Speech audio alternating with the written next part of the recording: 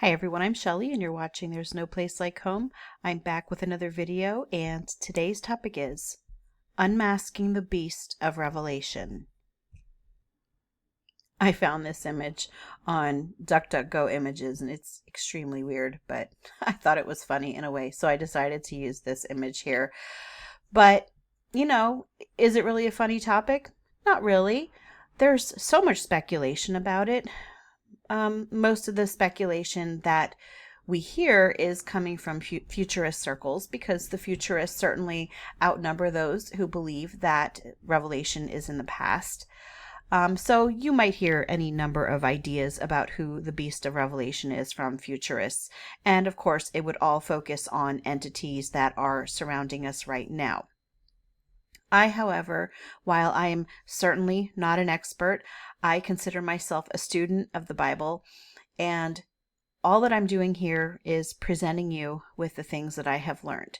And what I have learned in the past almost 2 years now. Now, I've been a believer for 18 years, but I was a futurist for most of those years. What I've learned, though, in almost the past 2 years is that I was not reading the Bible within its context. I was projecting prophecy onto a time period that it was never meant to be about. And that really changed everything for me.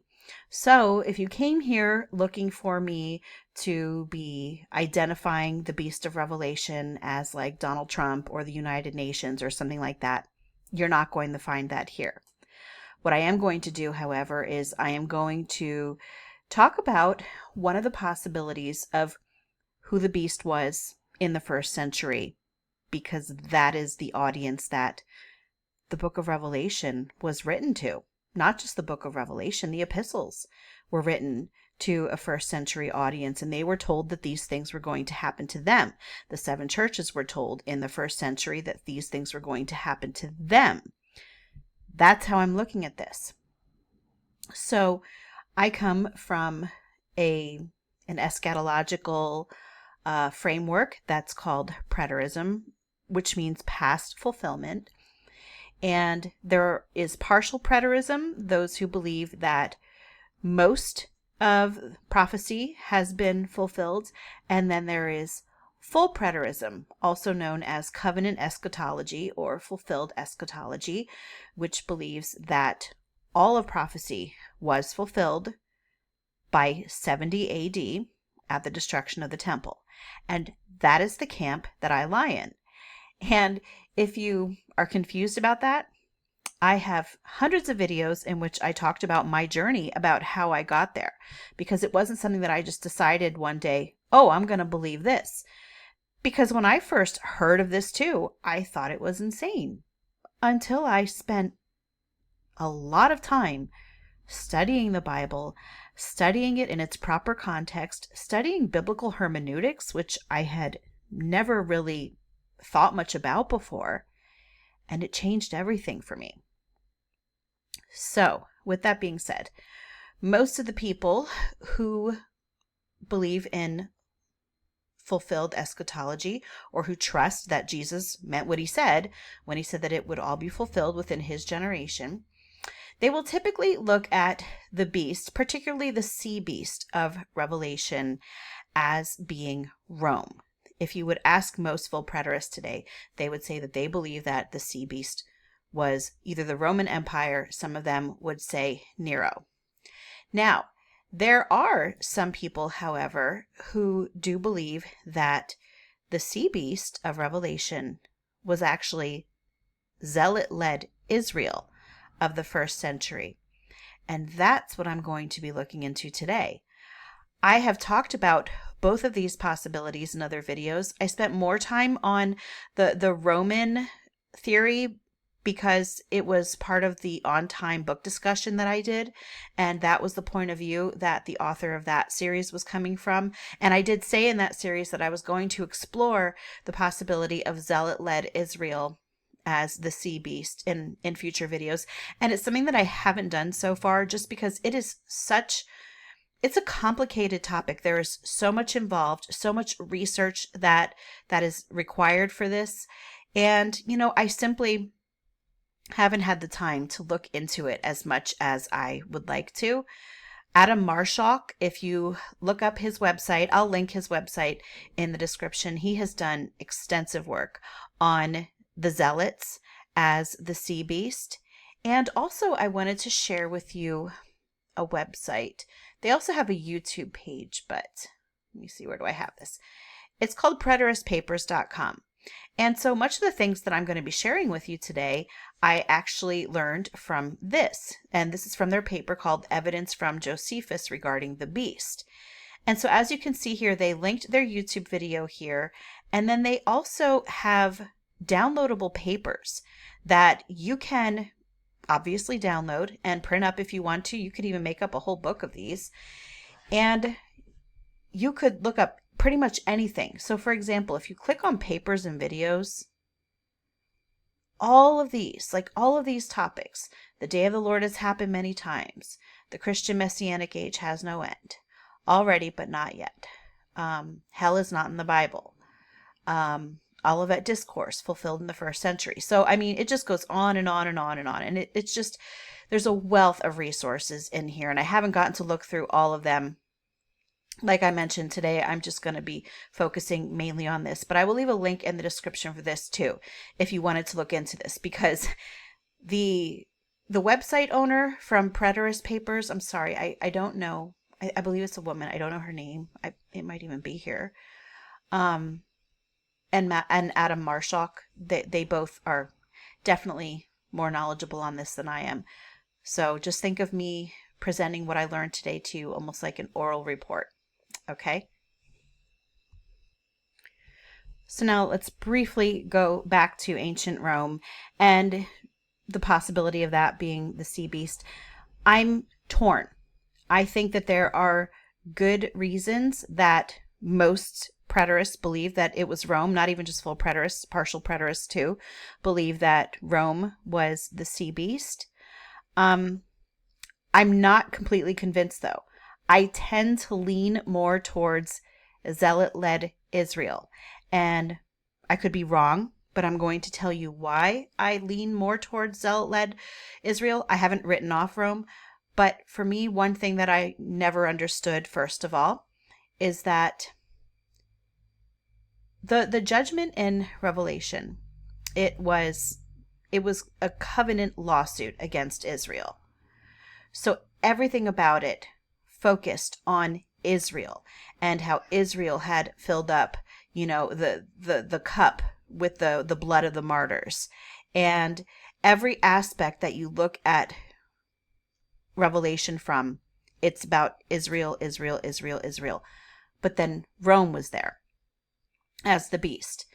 And some people might say, well, yes, because Rome is the one that went in, they ultimately did destroy Jerusalem. They did. But they did it largely with the Zealots' help. By the time that Rome got there, the Zealots had pretty much already destroyed Jerusalem. It was done for already. Rome finished it off, but they weren't the ones who did most of the damage. Also, I look at Rome as being, if you look at the Old Testament, Yahweh used nations in his judgments against other nations. And so I believe Jesus used Rome against Israel in their judgment. So Rome, in essence, was doing the Lord's will in its destruction of Jerusalem. And that's another reason that I kind of have a hard time considering Rome to be a beast when at the same time it was doing the Lord's will. And that's just one reason that I have a hard time with this. But anyway, let me just get into some other things. Revelation 19:20 says, "And the beast was captured, and with it the false prophet, who in its presence had done the signs by which he deceived those who had received the mark of the beast, and those who worshipped its image. These two were thrown alive into the lake of fire that burns with sulfur." Now, I believe that this all happened at the judgment of Jerusalem in AD 70, at the destruction of the temple.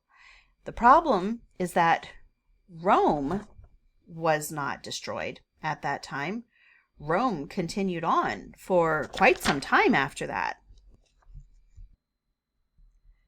However, Jerusalem was destroyed by fire. If you look at Jerusalem as being the base of the Zealots, Jerusalem was destroyed by fire in AD 70. Rome, however, it continued on after that. It was not destroyed at that point in time. Revelation 13:15. And it was allowed to give breath to the image of the beast, so that the image of the beast might even speak and might cause those who would not worship the image of the beast to be slain. So as we see there, those who would not worship the beast would be killed. The Zealots, they actually executed people who did not join their forces. The Romans, however, they were in Judea because they were putting down the Zealot rebellion. That's why the Romans were in Jerusalem. It was to put down the rebellion. But in the meantime, we do have these Jewish zealots who they were brutal, and they were killing anyone who would not join them. One of the things that causes confusion about this is that when we have the statue of Daniel, the fourth kingdom is overwhelmingly thought to be Rome. And that's why automatically Rome is then associated with the beast of Revelation. The problem with that could be, and again, I could be wrong, but the problem with that is that, again, Revelation it's about Israel. It is set in, it's a Jewish context. And that's how we should be looking at the prophecies in general. We should be looking at them in the Jewish context.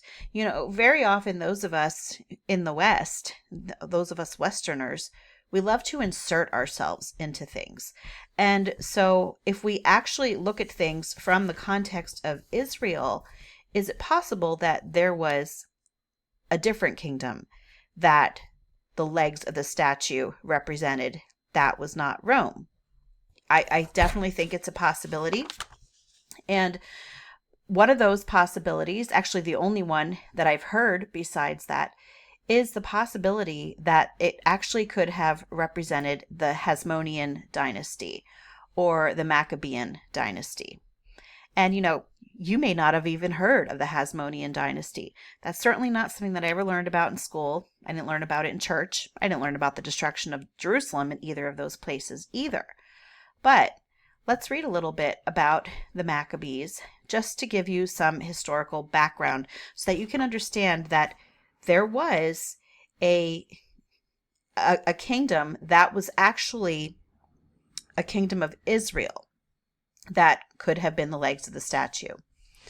From priests to kings, the Maccabees created an independent Jewish kingdom in the 2nd century BC. So this would have been after the Greek Empire. That would have been the third part of the statue. Their success was a testament to their zeal and some significant external factors. The book of 1st Maccabees tells the story of their rise, while archaeology places the story within a larger historical and political context. There are several ancient texts that describe the Maccabees' rise to power. These include the apocryphal books of 1st and 2nd Maccabees, as well as the writings of Josephus, a Jewish historian who lived in the 1st century. And we're actually going to be alluding to several of his writings today. Well, it's one particular writing, but several quotes from his writings. They detail the events summarized below, which transpired in the 2nd century BC and led to the foundation of the Hasmonean kingdom. In the mid-2nd century BC, the Seleucid Empire controlled Judea and promoted Hellenistic culture and religion. Some Jews embraced this, but others did not. The Seleucid ruler, I never know if it's Antiochus or Antiochus the Fourth, escalated tensions by sacking Jerusalem, building a fortress, sacrificing a pig in the Jerusalem temple, and issuing an edict to abolish Jewish law and worship. Now, I believe it's possible that this is the abomination of desolation that Daniel spoke about. That was a type for the abomination of desolation that ended up happening in the 1st century. In opposition, Matthias Maccabee, a Jewish priest, and his 5 sons, John, Simon, Judah, Eliezer and Jonathan started a rebellion in 167 BC. They gathered forces and fought against the Seleucid rulers and those who supported them. The Maccabees suffered loss, with Mattathias, I probably said that wrong the first time, or all of the times, John, Judah, Eliezer, and Jonathan all dying in battle. Nevertheless, they managed to rededicate the temple and reclaim Jerusalem and Judea. They established an independent Jewish kingdom called the Hasmonean Kingdom, with Simon Maccabee as its first ruler in 142 BC. Later Hasmonean rulers continued to expand their kingdom into Samaria and Galilee. Some even took the title of king. I will leave a link in the description if you wanted to, click on it and read the rest of the article for yourself. But that tells you a little bit about the Hasmonean dynasty that very possibly was the legs of the statue in Daniel 2. And it is from this Hasmonean dynasty that the Jewish zealots, they were inspired by the Hasmonean dynasty. And so we can look at these zealots as arising out of the Hasmonean dynasty, because again, remember, the Hasmonean dynasty, they represented a free, independent Israel. And that is what the zealots wanted. They did not want to be under the influence of Rome. Today, I'm only going to be covering a very small portion of the evidence that we can look at in regards to the zealots being the sea beast of Revelation. And I'm going to focus on the usage of the word beast. It was a very common term during those times that was used against the zealots. They were continually called beasts, including by Josephus. And I have some quotes here from him. This is in his book Wars, and it says the high priest Jesus of Gamaliel, and this is from Preterist Papers, by the way, expressed dismay over the zealot wild beasts overrunning the Jerusalem temple during the war. And this is the quote. "And this place, the temple, which is adored by the habitable world and honored by such as only know it by report, is trampled upon by these wild beasts born among ourselves." Wild beasts born among themselves. He's saying that they are Jews, but he's calling them wild beasts, and they are trampling the temple. Again, from the writings of Josephus, also from Wars, it speaks of the zealots that when they were trapped, they rushed in like unwitting beasts, and they rushed right into the Roman swords. And here is the quote. "They, the zealots, were themselves run through by the Roman darts, like the wildest of wild beasts, rushed upon the point of other swords, so some of them were destroyed, as cut with their enemies' swords upon their faces." Another quote from Wars by Josephus is about a zealot leader named Simon, not Simon the Zealot who became an apostle, but this was a different Simon who was also a leader of the zealots, and his wife was captured. And here is a quote regarding that. "He, Simon, the zealot leader, grew very angry at them, the attacking zealot band, for seizing his beloved wife. And like wild beasts when they are wounded and cannot overtake those that wound them, he vented his spleen upon all persons that he met with." If you are not familiar with the destruction of Jerusalem, you may not know that the zealots were not one united group either. There were 3 factions of zealots within the city that created even more carnage than if there would have been one all working together, because these 3 factions of zealots were also after each other all the time. And this, in fact, is what caused the famine. Yes, that famine that was prophesied in the book of Revelation. This is what caused the famine of Jerusalem when they burned the food stores. Not food stores as in like Walmart, but you know what I mean, in that the food that was stored all burned up. And it caused a devastating famine that was so bad that in the writings of Josephus, you can find it, that as was also prophesied in the Old Testament, that there were women who were eating their own children. And the following is a description by Josephus of these three factions.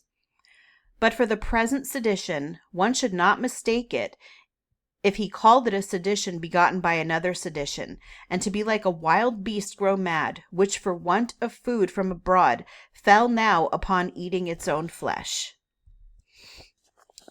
I'm also going to read this right off of the preterist paper. It says, the Jews attacked the Romans with such fury, Josephus compared them to the most terrible wild beasts. And here is the quote.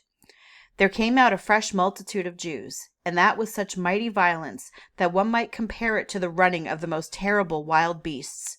To say the truth, none of those that opposed them could sustain the fury with which they made their attacks.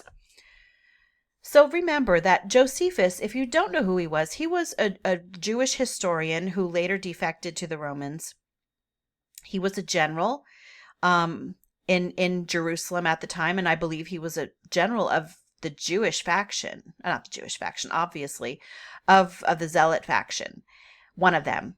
And he defected. So he was an eyewitness to all of these happenings in Jerusalem. And, he is well respected. There are theologians of all different eschatological views will quote Josephus.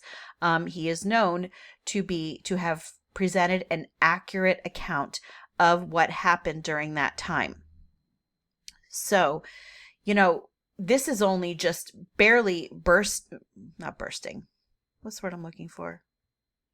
Scratching? That's it.